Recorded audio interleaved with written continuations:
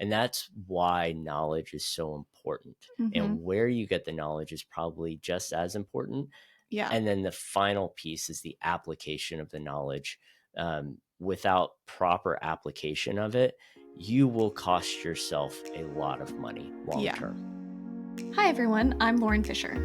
And I'm Dave Fisher. We're a husband and wife team of certified financial planners, and together we make up Team Fisher Financial. Welcome to our new series we're calling And Money. As both a concept and an object, money is a prevalent component of our world and intersects with so many areas of our lives. By the nature of our job as CFPs, our days are filled with constant conversations around money. Conversations we think are vital for people to consider and understand for their financial universe and beyond. Hello, everyone, and welcome back to another episode of our And Money series. I am Lauren Fisher, and to my right is my husband and fellow certified financial planner, Dave Fisher, and we make up Team Fisher Financial. Today, we are talking about knowledge and money. Last week, we talked about emotions and money, so we're kind of flipping it to the other side of the coin of knowledge. Very important. You seem like you had something really important to say right there. No, not important. We're going to get to the important stuff in just a second. Yeah. And one of the reasons that we, after going through, we talked about conversations and money, just why it's hard for people to talk about money in general, the emotions that drive our decision making. Yes. But Unless then, you're a robot. Right. Or ChatGPT. But then. Robot. Is he? It's not even a he. Wow, I personified it. That's weird. But we live in an information age, right? Like we're in this world where at our fingertips, everyone has access to any information that they could possibly want, any topic you could possibly fathom, you can go and get information about. You can use ChatGPT, you can use other AI tools to get questions answered, to create things for you. And so what we've kind of heard is that professions like ours are going to kind of go the way of the dodo bird because of this. And we obviously we're biased, but we strongly disagree with that. And so today's episode, we're going to talk about knowledge and money in the context of where do people get their information? Where should people get their information? And why it's not as simple as typing a prompt into ChatGPT or, watching a YouTube video to figure out the best financial plan for you, maybe for a family member. I mean, that's how you started. You started helping family and friends. So with that background, where you were just starting out as someone who had always been seen as really responsible with money, you always did a really good job of helping people kind of navigate decisions like, should I buy a car or which of these two jobs should I take? This has X salary or that has X benefits or, all of those different things. Where did you start to learn and where did you find the most important pieces of knowledge that helped you give people advice? So what I found early on was you needed to go to the sources. So there are a lot of different sources that are viable in our day and age that provide good information, whether it's some sort of periodical. Wow, I just aged myself. Like periodical. Periodical. Do I need to go to the library for that? Yes, you do have to go to the library for that. Books are at libraries too, if you are not aware of that. Not on my Kindle. Books are everywhere now, apparently. No, books and different types of subscriptions, things that put out information that really help people. How I helped people initially before I was even a financial planner was simple math a lot of times. It was putting together what are their priorities, what's their goal, what do they want to achieve, getting something tangible tied to that. And then running the simulation through some math calculations and saying, do we have enough? Okay, well, we may not have enough. What's an alternative that works, right? So that's what we find most often in our industry is that if people have some crazy goal or some desire, our goal is to try to help them achieve those different desires, but also giving them, here's 1, 2, 3, 4 different ways to capture that. And if you can't capture it, here's some alternatives that really will lessen the blow as much as possible. It's not like, hey, I can buy a brand new car. Okay, maybe not, but you can still buy this nice used car that costs half as much, right? And you can still enjoy getting around town without your car breaking down. You don't have to go buy a $500 junker and just try to figure out how to build a car on your own. Why? You're not a mechanic. Why are you doing that to yourself? So those are things that we help people navigate. And that's a very simple way to construct it.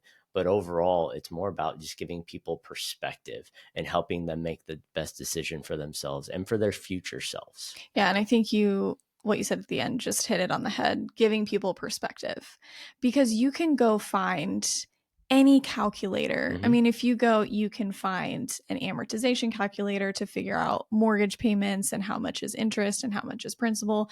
You can go find, retirement calculators. Yes. Depending on which one you use, it's going to spit out a different thing based on find your number. I think there were a bunch of commercials a long time ago. Is find your number. Yes. Yeah. But that's based on, what assumptions are in that calculator.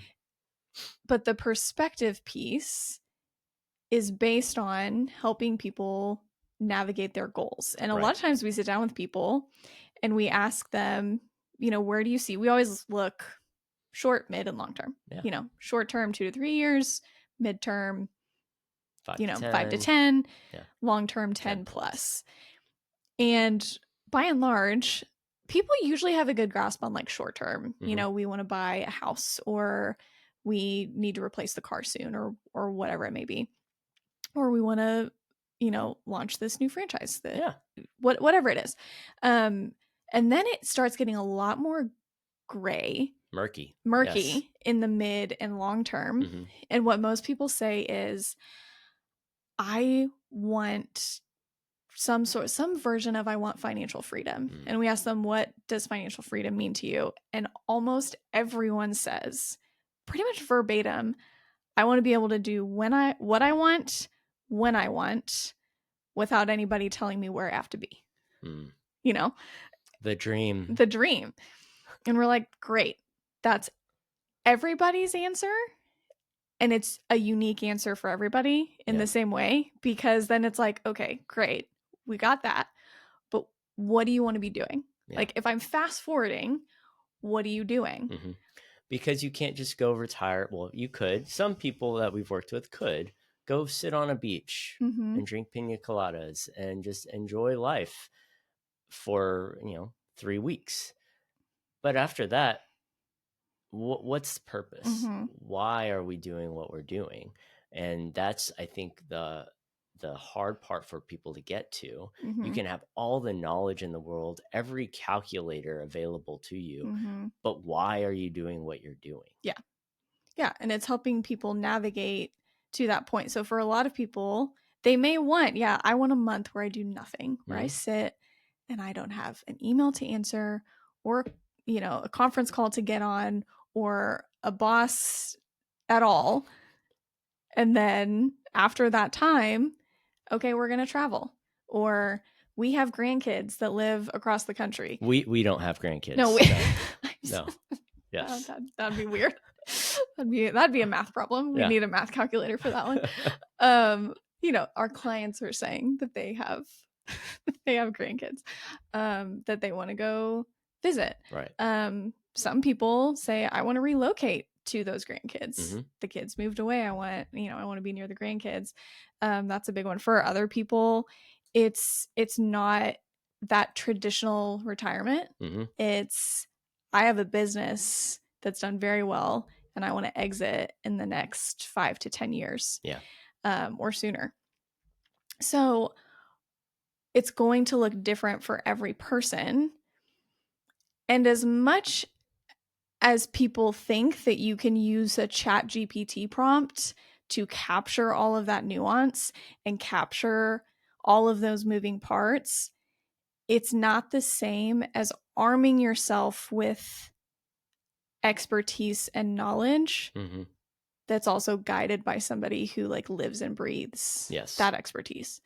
So let's kind of dig into it, Mm-hmm. because what we're kind of talking in the ethereal a little bit, but we want to get into is, how do you arm yourself with that knowledge to be able to allow yourself to dream and to think about your big long-term goals so that they aren't murky, so that they don't feel hard to get your arms around. Right. And the way you do that is with knowledge. Yeah. But the question is, knowledge is power, as they say. Well, to an extent.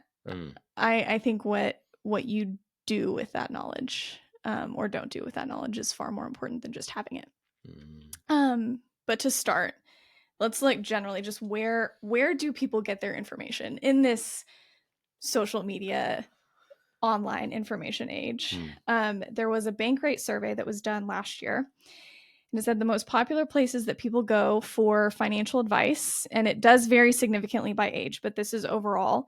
47% said friends and family. 43% said social media. 35% said financial advisors and other experts. 28% said financial websites, and 22% said banks and other financial institutions. So the two highest by far of those were friends and family and social media. Yeah. So that's where people do get their information. Well, I was that friend member. You were that friend and family member that provided expertise at a micro scale before I was in this role. Yeah. But yeah, they asked me certain things about markets or about how to budget or how to buy something. It was very interesting walking through that. Totally understand that. Right. Social media is a different beast altogether. It is. Because if you're thinking about it, these are a bunch of strangers that you see online that you say, hey, that resonated with me. I will go buy that nice new, 6,000 ton or 6,000 pound car to get a tax deduction. Yeah. Because it's great. And I get to drive a nice new car and it didn't cost me anything. Right. Yeah. There was a TikTok, like, I don't know if it was a trend, but it was the G-Wagon deduction. It's the big box. I love G-Wagons, but I think they look great.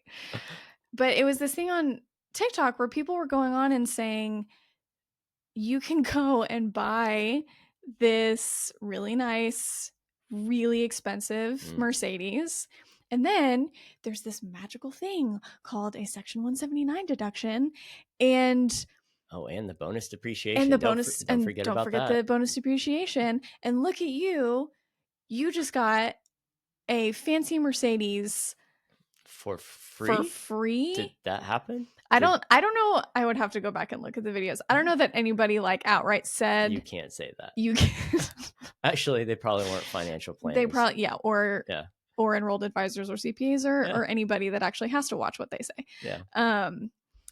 For the benefit of the people watching them. Yeah. But it was one of those things, and I was watching this and I was like, okay, you're not saying anything untrue. Like, this deduction does exist. Bonus depreciation does exist for business owners, right, who are putting that car into service, using it for at least 50% of the time in that business. What little details that matter when you're trying to put. What if I just say it's my personal business? That counts, right? Yes. Go say that to the IRS and see what they say. But it's that kind of thing where either it's these outlandish ideas where the vast majority of people, number one, do not need to go out and buy a G-Wagon for their business, let alone for any other reason. That is at this point, I think it's like a $200,000 car at this point. 120 to 200. Yeah, but who's counting? We should be, hopefully. Just generally speaking. But I mean, you can take that and you can look at there are other cars or SUVs, it has to be 6,000 or more. Mm-hmm. But the point that I'm trying to make here is that you can have these really outlandish ideas Mm-hmm. because, number one, they get views, they get clicks, they sound really interesting, they sound like it's this secret that, you know, wealthier people know or financial advisors know It's that the you can tricks. it's the tricks Yeah. that you can get in on. Yeah. And it kind of perpetuates this idea that there's some like magic code that people aren't telling you about, but if you go on social media then you'll figure it out. It's that kind of stuff. Yeah. That's a little more outlandish. Mm-hmm. But there's plenty of other things where you're looking on social media where it's not necessarily that somebody is saying something false Mm-hmm. or that they're talking about something in the code. Like the code is written down, the Internal Revenue Code. Anyone can go read it. I don't recommend that you read all of it because I think you take a nice long nap, or it's drive perfect. Yourself crazy. Yeah. But there's plenty of stuff that people say like, oh, you can do XYZ. Mm-hmm. Sure. But have you thought about all of the nuance and all of the different pieces that work together with that? And there are things in the code that are, if you do this, you can't do this. Right. And if you do this way, you can only do this way. Mm-hmm. But all they're showing you is, oh, but you can do this over here. Completely ignoring all of these other things. It sounds like you're thinking here of something specific. I am thinking of something specific. You caught me. One example is for business owners, the S election. You know, if you have S-Corp? Yes. Is that what that is? Yes. So if you have an LLC, how you file? Yes. Oh, okay. It's not the actual legal designation. No, that's different. Cool. If you have an LLC, either the tax treatment, you can elect for it to be taxed as a S Corp. So in that, and that was something that probably wasn't super well known maybe 5-10 years ago, but now pretty much anyone who owns a business is at least familiar with. Most people are looking into or are doing S elections. But if they were a sole proprietorship or partnership, sometimes it fits, right? Mm-hmm. Sometimes it doesn't. You know, S Corp versus C Corp. Yeah. A lot of people just look at C Corp as like, oh, that's the double taxation devil. You should never, ever, ever do a C Corp. Should you? There are plenty of times that you should do a C Corp. Yeah. What about if you are looking at potentially doing a qualified small business stock election? If you exit a business, you can only do that with C Corp. Yep. Other things with an S election, people will say, oh, you need to do an S election because if you do that, then you can do more with a QBI deduction. What's QBI? Qualified Business Income Deduction. Okay. That's Section 199A from the Tax Cuts and Jobs Act that is set to sunset this year. We will see what happens on the Hill. Time's ticking. Time is ticking. And it's really interesting. I thought by now that Trump would have pivoted to that. He hasn't yet. He's still very much focused on tariffs, but we'll see. That's probably that's a conversation for our taxes episode. We'll get into that. But, you know, people talk about QBI deduction and S Corp and how those go hand in hand, and they do. And there's sometimes some different levers that you can pull to potentially save taxes when you're in an S Corp.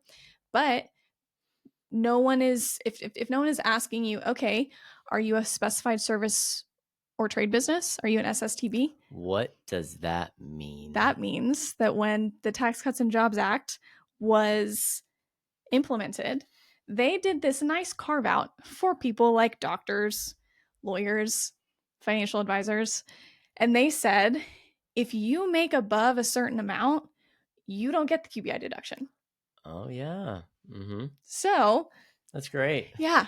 So fun. So some stranger on the internet could be telling you, or someone on YouTube could be saying, and I'll just say, if someone is speaking in absolutes, that's probably maybe not a red flag, maybe an orange flag. Orange, yes. An orange, to say, if someone is saying you should always do XYZ, or this strategy always works for business owners, just be wary of that, because always and never. Always and never. Yeah. Yes, both sides of it.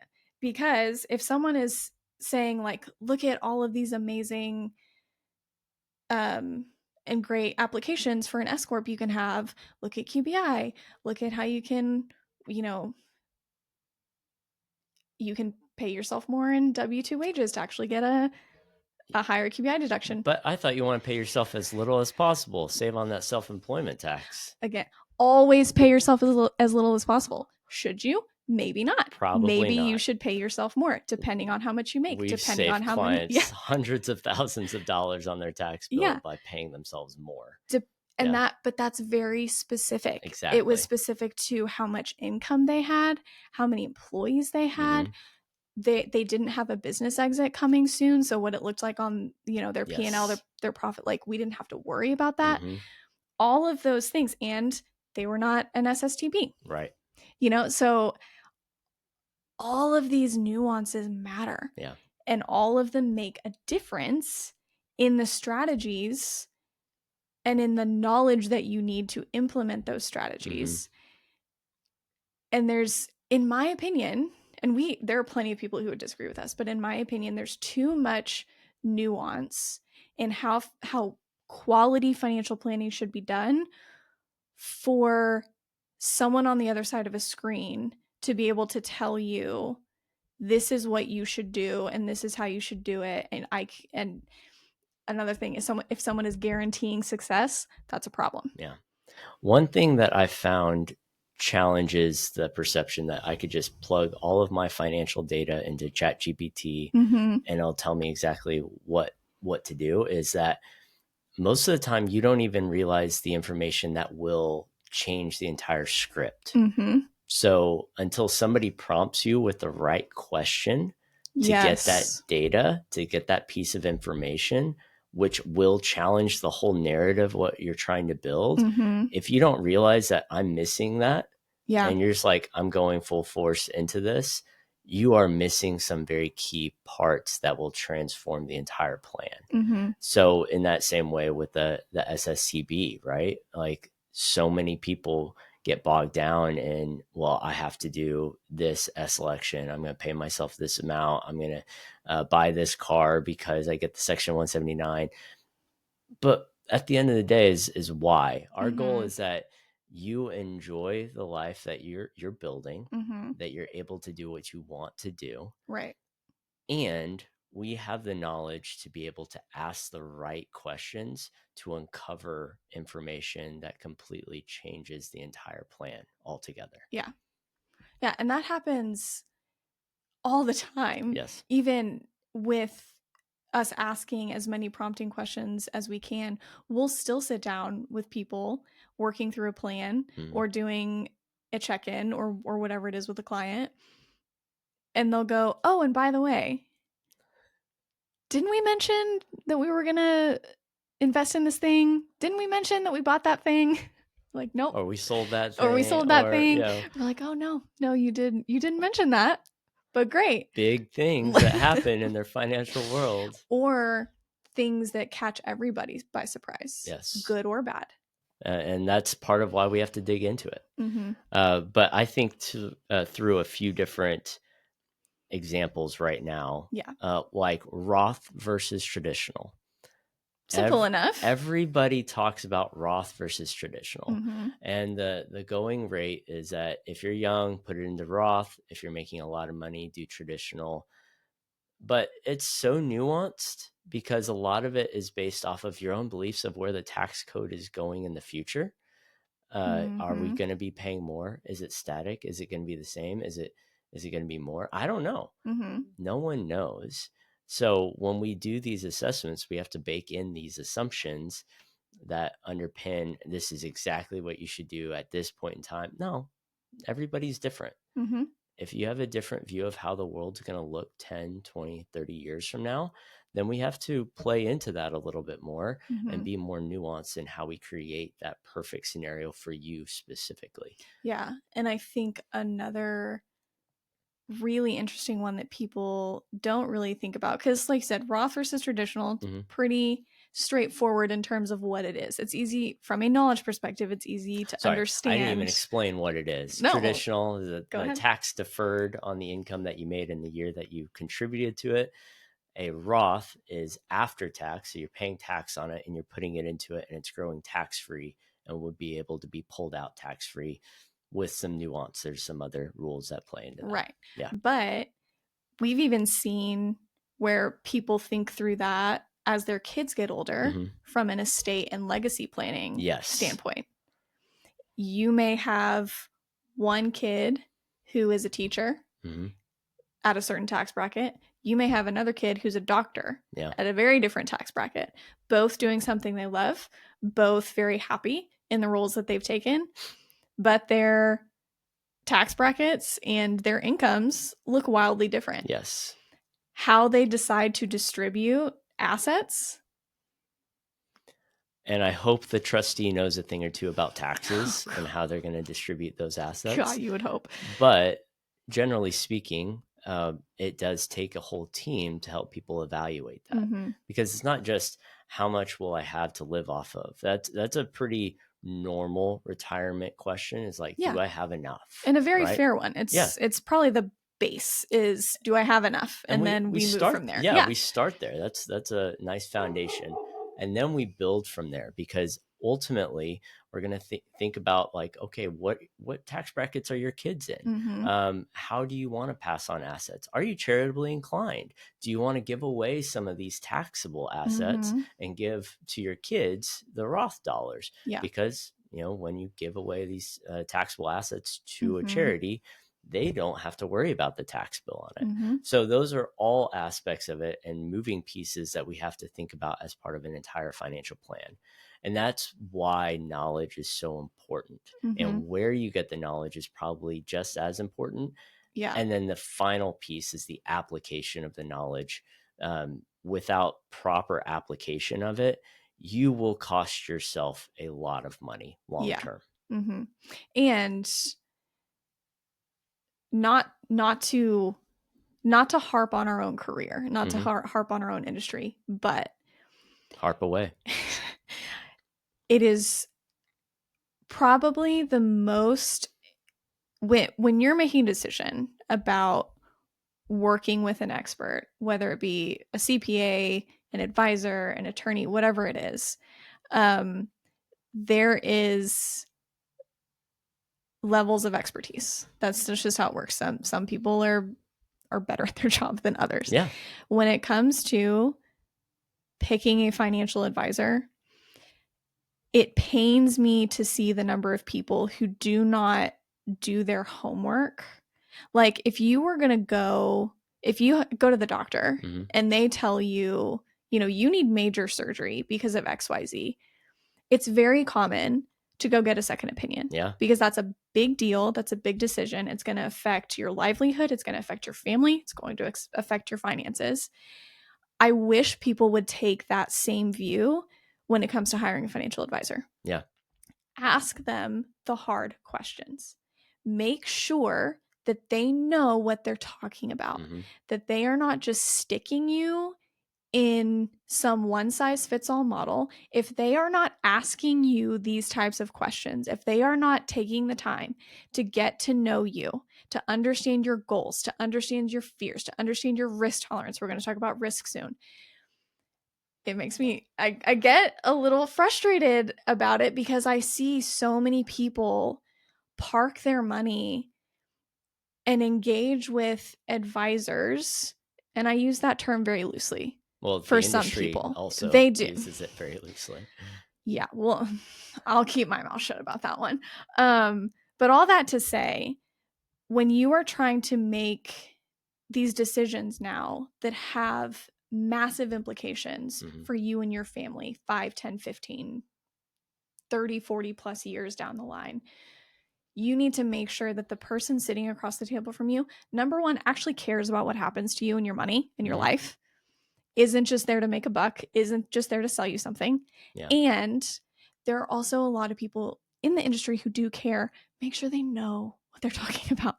Make sure they have worked with somebody like you. Make sure they have expertise. And we don't know everything. No one should be expected to know everything, but you should have people behind you and expertise behind you for the things that you don't know to put your clients in the best position. So maybe this is a PSA to the advisors out there that we all take this very seriously, the ones of us who care and want to do our job well.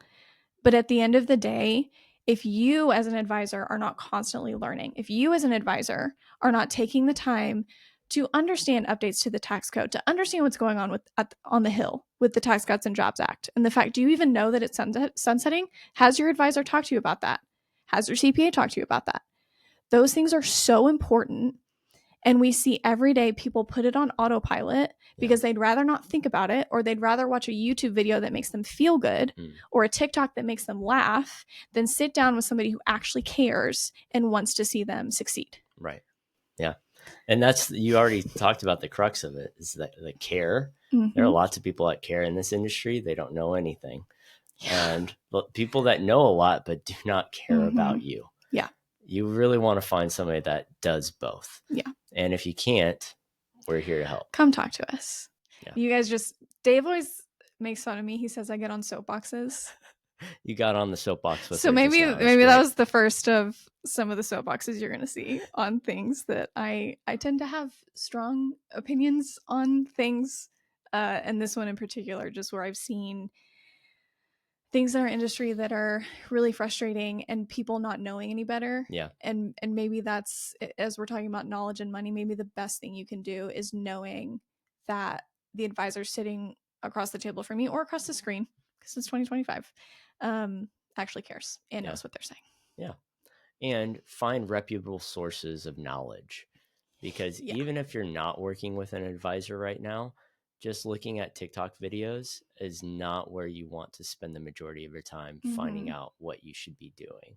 There are lots of very reputable sources online. You don't need to go to a library, like I said earlier. You don't need periodicals? No periodicals. Yes. Periodicals and books. Yep. Came back to haunt me. I knew it. What you do need is to evaluate your sources online and confirm that they're very reputable sources. We're not looking for quick hits and all the tips and tricks. You're looking for sound advice. Yeah. And that will move the needle a lot further for you. Yeah. So to that point, you bring up a good point. It might be counterintuitive for two CFPs to say, but not everybody needs a financial advisor right now. Oh my goodness, you said it. I said it.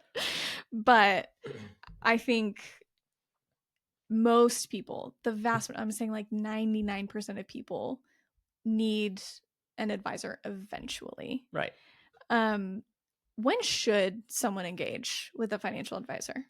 Well, if you are a business owner and you are producing, right, you have income coming in, you likely need a financial advisor, because what we've seen is that CPAs, while they're very good at their jobs, their job is primarily to keep you compliant. They're not thinking about all the different tax mitigation opportunities that are out there, thinking of different strategies all the time. Their goal is to keep you out of jail. Yeah. Right. And to keep you from owing the IRS. So advisors really come into play, because we're looking at the whole tax planning world and thinking of it as, what are the different tools that we have available to use for you specifically? If you have financial questions you don't know the answer to, an advisor is a good person to ask. Right. You can look online too. I know I was thinking of this the other day. You can look on WebMD to see your symptoms, right? Yeah. But if you really want to know how you're doing, you go see a doctor. Right. So in that same instance, you can go online and find some really great sources, run some calculations, give yourself some perspective. But if you have some serious financial questions that you need answered, that's when you should go see an advisor. Yeah, absolutely. And I think the the other two things that I would add are if you have a major life event that's going to affect your finances, or a major financial decision, you know, buying a house, exiting a business, growing your family, whether, you know, whatever that looks like for you, those sorts of things that can create major shifts. Loss of a loved one. Or, you know, we're kind of millennials are kind of becoming the sandwich generation a little bit. People who are caring for parents as well as having kids. That's another one. That's a question that should be asked by an advisor when you meet with them is, you know, how's your parents' health? Because that's not only an emotional drain, that can be a financial drain for people, and understanding that as well, and how that's going to affect you, those sorts of things. And then I think the other piece is if you feel like your financial universe is disjointed, if you feel like you kind of have an idea of what investments are doing over here, sort of get what your risk tolerance is, and then over here is your taxes, these two don't talk to each other, and then over here is your estate planning, if you have estate planning, that's a big gap for a lot of people. And again, none of these overlap, and they're just kind of all floating out, and you kind of have an idea. That's where most people land, is they might have a good idea of where each piece is, but none of the pieces overlap. And that's where, if you have somebody with knowledge of how to bring all of those together and how to say, hey, we need to think about investments and risk along with taxes, since taxes are one of the most corrosive element when it comes to investments. And okay, we have this estate plan, or this idea of an estate plan. Have you talked or thought through? I wrote it down on a piece of paper 5 years ago. Hey, that's better than people who just have it in their brains, which is the couch cushion. Right. You know, so all of these things, if it feels disjointed, if they're not incorporated, if you don't have somebody who can help you see how it all works together, again, that's where an advisor can come in and can be helpful. With the help of, you know, like you said earlier, CPAs play such an important role. And we don't want to downplay that. We're not CPAs. We are not going to give or will not do what you're going to do. No. For our clients. We're not going to give tax advice. We're not going to tell people, like nobody should online, what you should or should not do with your taxes. So there are these very important pieces and very important roles to play. But do you have a vision for how it all works together? And if you don't, do you have someone trusted who does? Exactly. Well, I couldn't put it better myself. It's knowledge and money today. And it was a great time speaking with you on this topic. I feel like I know more now than when we started. It's true. The knowledge has grown, as has the money. I don't know. Well, I don't know where the markets are right now, so we'll have to check. Well, as always, it was a wonderful conversation. And if you have any questions, if there's anything that you want clarity on from what we talked about, give us a shout, leave us a comment, and we would love to engage with you and hear more about your stories. As you heard before, we love hearing people's stories, money or otherwise. And so we look forward to next week, where I believe next week we are going to talk about risk. Oof. Sounds risky. Sounds risky. Let's do it. Thanks, guys. Bye, y'all.